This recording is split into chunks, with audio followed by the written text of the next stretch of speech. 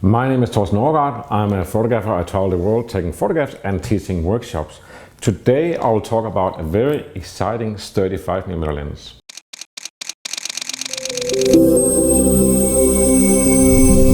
Below the video here there is free stuff. There's an ebook about famous photographers and their famous photographs, and also I write why I photograph and how I photograph. And today also as a special there is free presets for Capture One and Lightroom. Normally it's $48. You type in the code that you see below the video and it's free today. What I want to talk to you about today is something that excites me a lot, and it is this 35mm 1.0 lens that sits here on the Leica SL2. Before I get there, I will say don't worry, this video is not going to ruin you, but I'll get back to that. And speaking of the 35mm APO from Leica, that is, I can say, a really great lens because I used it several times. I got a funny email here from a gentleman in Chicago, and he writes to me, "I'm writing to inquire, do you have any information from a very trustworthy source about whether Leica is truly producing the 35mm APO-Summicron M lens for sale? Many hobbyists like myself want one, but are doubting it is really being shipped by Leica, yet Leica continues to brag about this wonderful glass." So I can say, if anybody else is wondering, does this 35mm APO exist? Yes, it does. And I know because I sold quite a few of my ventilated shades that fits for it and makes it look really great. I would say more great than the shade that it comes with, this funny square one.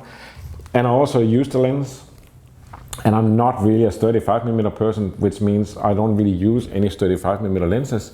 But for what it is, that it's a 35mm lens, it is like amazingly great in picking up colors and details and shadow details, and everything is great about the lens. Is it a lens that excites me? Not really. The most exciting thing about the 35mm APO for me is actually that it's so hard to get hold of. And every time I've been offered one, I've been wondering for days if I should get it, because I kind of decided, no, I don't need that lens. And I said that in a review previously, I don't need it. Sometimes you end up with it anyways, even if you don't need it. But when something is so hard to get hold of and you get it offered, then you almost want to buy it. But so far I've been able to resist. But then there's something I haven't been able to resist, and it is this one. It's a 35mm and it's a 1.0 lens.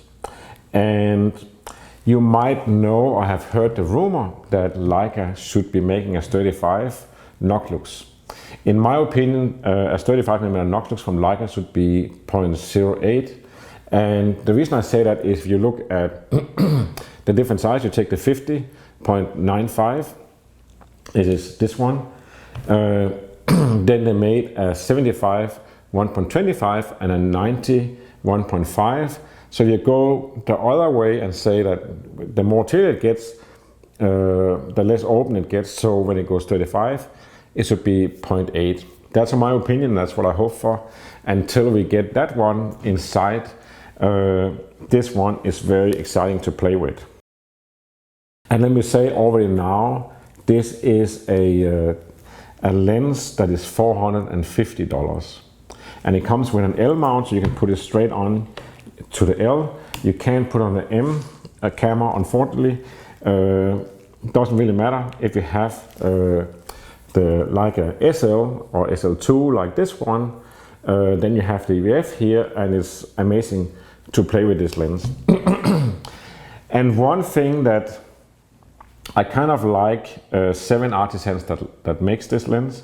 They have made a range of very inexpensive lenses, and the first one I used of theirs is the 50 here, 51.1, and you can say it's very similar in a way to the 50.95 of Leica in terms of narrow depth of field and everything, and it's both 50mm and so on, except this one is $12,000 or $13,000 and this one is $400.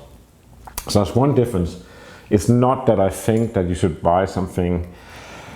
I mean, if you want to have Leica and you want to have optimum look of anything. It's not about how much it costs, it is how optimum can it get. That's kind of the idea with getting a lens like this. You can get lots of 1.0 lenses, 50mm, that cost less, but you cannot get anything that is as brilliant as this one, that it both have the dreamy look and the narrow depth of field and the detail level, true colors, sharpness and everything when it has to be sharp, and then it just explodes in light when it's supposed to explode in light. So that's the unique thing about this one. That's what makes it worth every penny of the price. Then you have here the 50mm 1.1 Artisan, and this lens is totally out of control, and that is what makes it beautiful. It is not great for far away pictures because it just isn't. What it's good at is portraits, close focus. With this one you can go as close as 70 centimeters. This one you can go as close as 100 centimeters. So this one you can go a little bit closer. And the closer you go with a lens, the more narrow depth of field you get. And when you get to a lens where you have 1.0, it gets really extreme when you go from 1 meter to 70 centimeters. So, and then this lens is not very precise in details or anything, but that's what makes it beautiful. That what gives you something special, and that is what for me makes this one worth to use. It's not so much if it's worth $400 or $12,000, is it worth using. And just to put it in perspective, from 7 Artisan I also have here, this is 35mm. I don't find it very compact, and it's nothing really special, but you could say also I'm not a 35mm person, so it didn't really ring the bell with me. You have here the 85 1.25, so that is exactly the same specifications as the Leica, except this one is $400 and the Leica one is $13,000. This one doesn't have this special dreamy look that the 51.1 have. So for me it's just an imperfect lens trying to be a Leica. So I mean, I have done some interesting photos with it, but sometimes I would wish I had used a better lens for it to get the details. But it's not. It's a fun lens, and $400 if you want to move into 85 or 75. Sorry, it's a 75 1.25. If you want to move into that area, it's a great lens. Then also recently I got this one, and this is 28 5.6. Also super cheap lens and very compact. 28 at 5.6 aerofix in focus. Not really something that makes me happy or excited or make me want to go out and take a lot of photos. And also have some other 7 Artisans here that I'll get back to another day. I'll just leave them here to tease you. So a 35mm 1.0, this is what this lens is. And there's several things to say about it. So 35mm 1.0 doesn't really exist, so here you get a possibility to play with it. And this is actually a cinema lens, so it's kind of big. I mean, even compared to the Noctilux that you would normally say is big, this is much heavier than this one. You put on the SL2 or SL body, it's not really a big lens, and then you have these funny things here to focus, and that's because you can put on wheels so you can focus for cinema, you can do remote focus and all this, doesn't really matter. What is really exciting about this one is that it's 1.0 and you can move as close as 1.2 feet or 37 centimeters. So that means your focus, when I take a picture of the Noctilux, I'm this close. And that means that the background is just going to be completely exploded in bokeh and out of focus. And you would say as a general rule, I mean, you could use this one as a portrait lens, and you imagine you photograph a person like 3 or 4 feet away, that's like about 1 meter, and the further away you have the background behind the person, the more it's going to be out of focus. If you photograph a person just in front of a wall, the wall is going to be more or less in focus, but you push the background just a few meters away, or you photograph down a street, what's called a long background, there's going to be nothing left. It's going to be totally blown out. And that is a really beautiful effect, and it's amazing you can get that for $400. So it has the close focus, and the interesting thing with this one is supposed to be for APS-C format. So that means normally if you take, Leica makes L lenses and TL lenses for the Leica SL. So the SL lenses or L lenses are full frame lenses, and then you have the Leica TL lenses that was made for the Leica TL, which is a cropped sensor. It's an APS-C, so it's a smaller sensor. So you can say the lens covers a smaller area.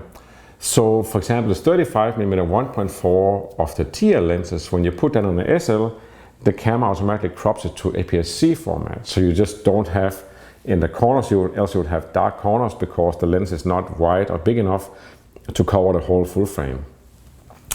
When you put on this lens that is an APS-C lens per specifications, the camera doesn't do anything, it maintains the full frame. Then you can go into the menu, you can always go into the menu of the Leica SL2 and pick if you want to have an APS-C or APS frame. And that has something to do that also you can put on other cinema lenses and other lenses where you might want to manually choose APS-C. So in this case you would have to choose it, but you don't have to because you basically have almost the full frame. And in particular if you take portraits or you play with something, I've been around in the garden and photographing really close and everything is exploding in light, you actually don't notice that the corners are a little bit dark. And you could say when you shoot 1.0, the corners are kind of like grayish, and in the whole play of everything you don't really see that. You could crop it off later if you wanted to, if you thought it was something. If you stop down to f16, which is the highest you can do here, then you will of course see the corners as darker because they're sharper. But I would say this is almost a full frame lens, even as an APS-C. And the great thing is that the Leica SL doesn't know that it's not a full frame lens. So that means you actually get the full frame. So that makes it extremely beautiful, and it's like a really, really nice lens to use. It's something that it does really make me excited. I walked around the garden and at night and at day. And it's something, it's not that often you get a camera or a lens where it makes you wonder, I wonder if I did this, or oh, I want to try this, you know. A lot of things you just get it and then you kind of like, okay, you know what it is, and there's no surprises. This one is very playful in that way, and that's the reason I get it. I'm not trying to save money, that's not why I only pay $450 for it. I think it's great. It also comes, you can get ND fillers. There's a link below the video for the website for seminar designs. So this one, I don't know why I didn't get the variable filler, but it's a huge filler, so it's 82mm in diameter, and you put it on here.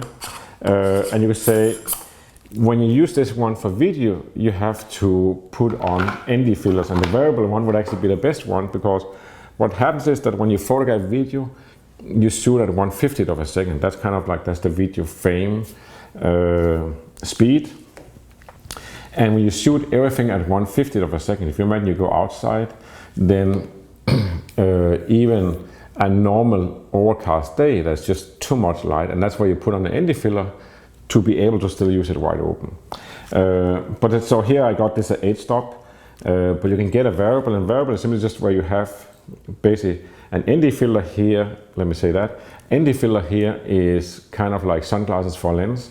So what this one does is just, I'll show you here, you can see it makes everything darker, and it's called neutral density filler because it just lowers the amount of light, but it's neutral. So it doesn't change the color, it doesn't change the contrast. Even if you look through it, you kind of feel like it changes the contrast, but for the camera, it doesn't. Then a variable ND filler is basically like you have one layer of glass, so you imagine you have two layers of glass, and it's almost like two polarizing fillers. And then you want to turn one, it can usually go from half a stop, so it reduces light a little bit, and then to almost entirely black. So that means when you have a variable filler on, you could actually shoot this one on the top of Mont Blanc in the snow and sunshine and wide open at 100 ISO or 200 ISO, and then because you have a variable ND filler, you can turn down the light, but you maintain this narrow depth of field and everything. So you can make really interesting things with this. This is not my first cinema lens I played with. I also played with the Lights cinema lenses. So Lights cinema lenses are lenses that are made by Leica, almost. A few years back, a lot of movie directors and stuff asked Leica, can you please make some Leica lenses for cinema? And what is a Leica lens for cinema? Well, a Leica lens for cinema is a lens that have the Leica look. And you could say that the special Leica look is that it is not razor sharp, but it's detailed. So it's almost like soft but detailed.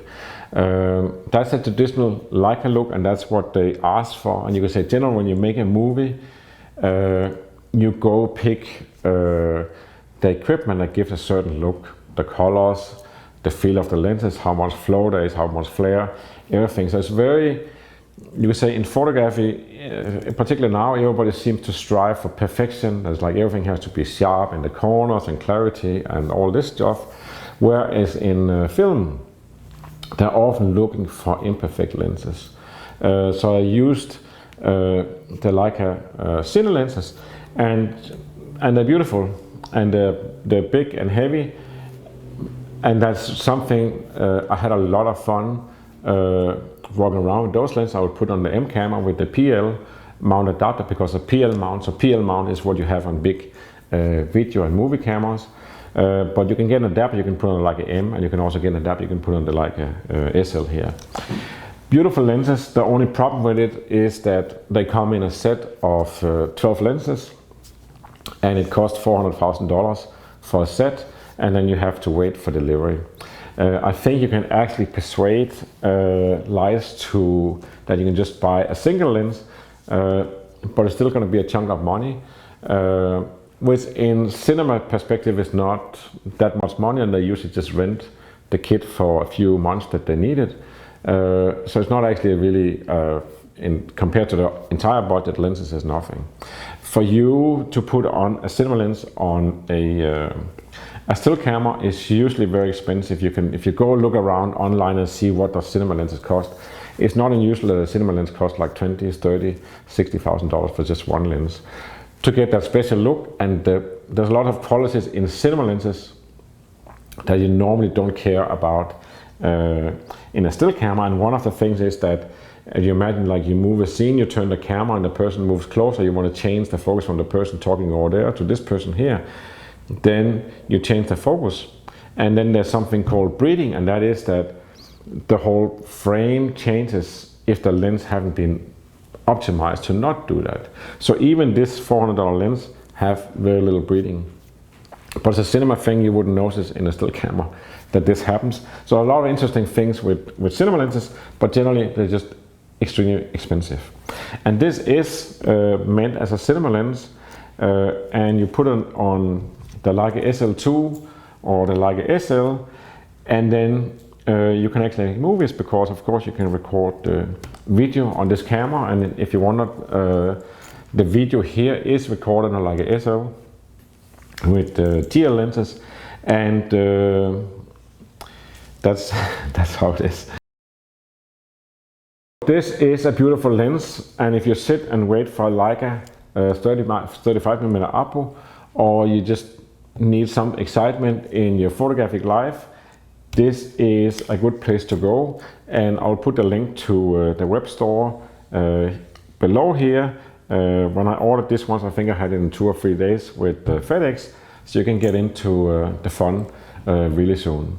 That's all I had to say today.